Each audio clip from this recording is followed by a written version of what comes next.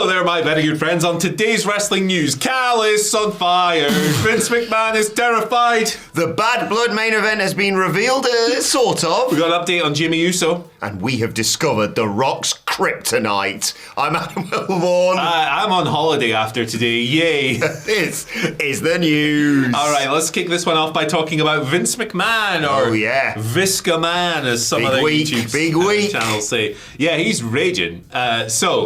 In what can only be interpreted as a good sign for the content of the upcoming Netflix documentary, which drops tomorrow. This time tomorrow it'll be out, won't it? It will indeed. We'll have some instant reaction content out for you tomorrow morning, so check that out. But yeah, he went on Twitter last night for the first time in a dog's age, and he's pissed. He's pissed in the documentary.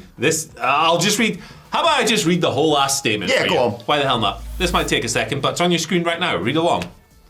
I don't regret participating in the documentary. The producers had an opportunity to tell an objective story about my life and the incredible business I built, which were equally filled with excitement, drama, fun, and a fair amount of controversy and life lessons. Unfortunately, based on an early partial cut I've seen, this documentary falls short and takes the predictable path of conflating the Mr. McMahon character with my true self, Vince. The title and the promos alone make that evident. A lot has been misinterpreted or left out entirely in an effort to leave viewers intentionally confused. The producers used typical editing tricks with out-of-context footage and dated sound bites to distort the viewer's perception and support a deceptive narrative. In an attempt to further their misleading account, the producers use a lawsuit based on an affair I ended as evidence that I am, in fact, Mr. McMahon. I hope the viewer will keep an open mind and remember that there are two sides to every story. So he's insinuating there, one, we learned that the Janel Grant lawsuit is covered in the documentary because he's just acknowledged it. Yeah.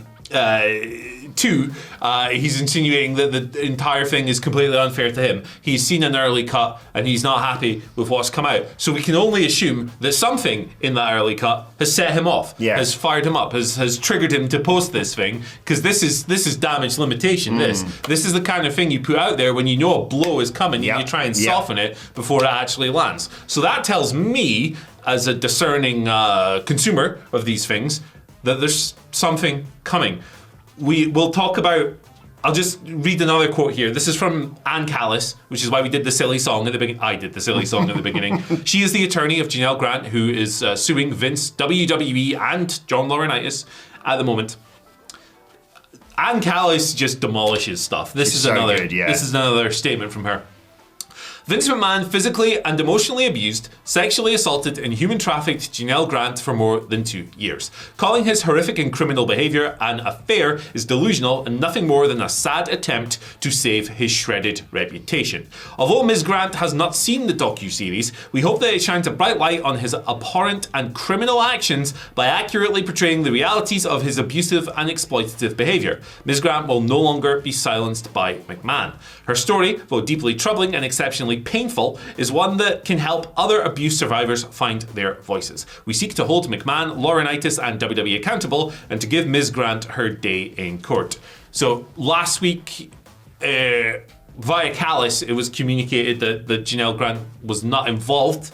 She wasn't speaking in the documentary because she wants her story to be told in her way, not to be a bit part player in another, was the official quote. Yeah, and it's an ongoing thing, obviously, as you say. It would be completely insane for her to participate in that because it's an ongoing court case as well. So, there we go. Clearly there's some in here that Vince isn't happy with. Yeah, I mean, what a load of bollocks that statement is from him, first of all. Yeah. But, first of all, what did he think was going to happen when there was a documentary being made about him? Well, it was all sunshine and rainbows in Vince McMahon's WWE until one woman came along to ruin the whole thing. Turn it in. He's got so many bloody skeletons in his closet. I mean, we've got a list of things we've been talking about in the office that we're going to check off as they go through on the documentary. And if they don't, me and Hamlet are going to talk about the stuff that they missed in that documentary. Because yes, although it is a 6-part series, 6 hours, one would assume, there's a lot to cover. And what was the other thing he said? Oh, some of the stuff I did has been taken out of context.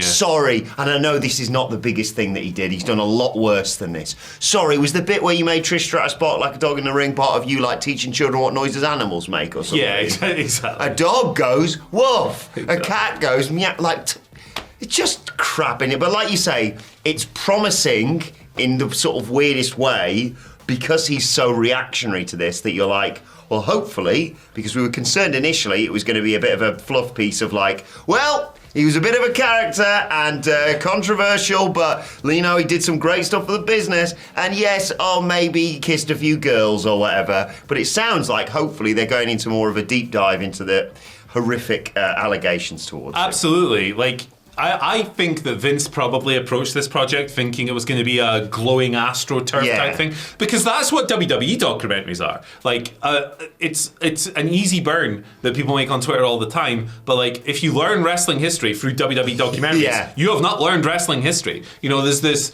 idea that wrestling was this thing that was only done in bingo halls and social clubs before Vince came along. Bloomin' heck, like the biggest draw in wrestling history, Jim Londos, who drew 50,000 people like it was nothing, actually retired in the year the WWF was formed, which is actually a pretty funny bit of history. And I'm fairly certain they tell their own story of why they changed their name, not that they lost to a pandering cause. Yeah, exactly. Like, world-class championship wrestling in Texas drew stadiums full of people. In the 80s and the 70s, like, people would have you believe that, they couldn't draw more than 500 people. Like, there's so much BS in those documentaries that he probably thought this was going to be more of the same.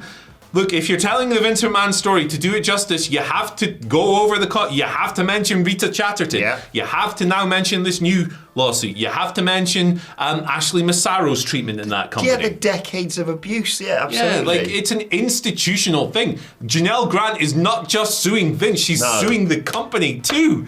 So, look, I take this as an encouraging sign for the content of the documentary, that Vince is so rattled by it. I am still looking to it with bated breath. I think it is healthy to be critically minded about these things and to scan through it and think about what they've included and think about what they've not included.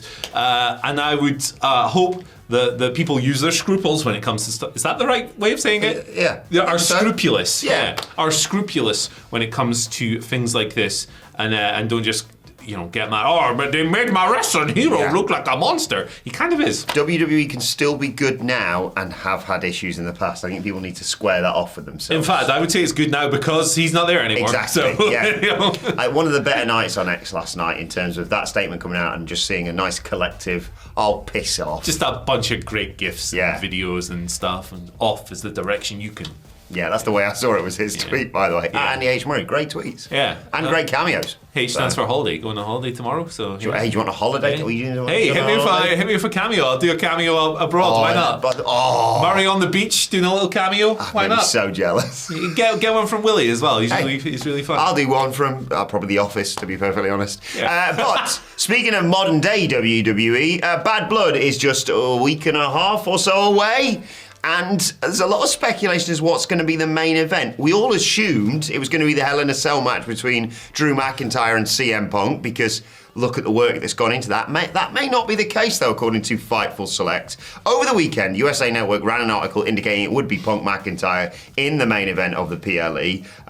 But at the time that Cody Rhodes and Roman Reigns filmed their vignette and promo at Georgia Tech, the working plan internally was to have that match against the Bloodline close the PLE. Of course, Cody is from Atlanta. WWE are having a school band play him in. That's going to be epic. It's going to be cinema. And Roman Reigns' connection to the area, which was referenced in that piece that they showed on SmackDown subsequently last night on Raw. Punch the wall. Also has played a role in it. With the show, just under 2 weeks away. Anything can change, but Fight will say, as of last week, Roman Reigns and Cody Rhodes versus the Bloodline was the show closer. Interesting one, this. Yeah, well, I mean, they're testing the punker, aren't they? They are. It's going to be a 50-minute match, so of course it's going in the main event. With the entrances and stuff, it's going to be like an hour long, right? So I understand why this is going out in the main event and not the punker one, because it's the Bloodline saga. It's been WWE's biggest business driver outside of Nick Khan's magic. Yeah. From a creative perspective, the Bloodline storyline has been WWE's biggest needle-moving program since Sami Zayn entered the whole thing, and they did all that great work. And since he joined, it's my favourite storyline ever in wrestling. There since you go. Joined. And a lot of people would probably say the same. Like a lot of modern WWE fans would say the same thing. So and it's not even close to being over. Exactly. So of course it's main eventing. I'm not terribly surprised. If you were to do it from the matches I'm interested in personally, I would have Drew and Punk on top. Yeah, sure. But I'm not booking the show, and also. You don't just put your favourite match at the top, do you? When you're booking it, so just do that on GM mode on 2K. Yeah, you load up EWR from 1999, and Adam Ryland will sort you out. What a game that was, man! I love it. I'm not surprised. Do you think Punk Drew opens then to try and keep them as far apart? Yeah, probably, right? Because still 5 matches at time of recording. I think so, yeah. With speculation, obviously, with Sami and Gunther, I think Hamlet's nailed that. I think they're saving that for Saudi. It would be a bit of a wild change of pace to go from blood and guts, basically, to I hate this word, cinema. But it would be a very jarring change, wouldn't it? You probably need to listen, this is probably where the 20-minute breaks between matches are quite good, actually, because you'll probably want to cam your tits after the Hell in a Cell match. Fair. So there you go. Yeah, really excited for this weekend, next weekend even, for Bad Blood. Bad Blood. And then we're on the road to Survivor Series. Yeah, wonder what's going to happen there. Those Saudi shows. T-shirt time coming soon. Why not? Remember that? I bleed blue. Oh no, I've changed brands. I bleed red now. I've always bled red. yeah. Fundamentally, sir, you do not bleed blue. Let's just test that metal. Right, latest on Jimmy Uso. Fightful did a wee update on him here. There was a bit of concern the other day when Rikishi, who do be tweeting, tweeted something along the lines of "send prayers to my boy." Hashtag Jimmy Uso, hashtag Jonathan Fatu is his real name. That got a bunch of people worried. I'll just read the Fightful update. There's not a massive amount to it, but it's reassuring more than anything. Yeah, it got people worried anyway. WWE hasn't commented officially, but we've spoken to numerous talent who say they reached out to Jimmy Uso and Jimmy said he was fine. We don't have any context behind that. There had been reports a couple of months ago indicating that Jimmy was returning soon. We've never heard that as of the point it was reported. If something worse is going on, Jimmy at least hasn't told people we've spoken to. So hopefully he's okay. Hopefully he's fine. Well, I hope this is something and nothing, and it's just a sort of misplaced tweet, like your parents send those messages and you think, oh God, what's going on? And they go, oh no, I just couldn't get milk from the shop or whatever. Why did you put it like that? Yes. Oh no. Yes. I hope everything's all right. In my head, in the perfect scenario, Jimmy's just chilling on the beach and it's like ding ding ding. Oh my God, hello.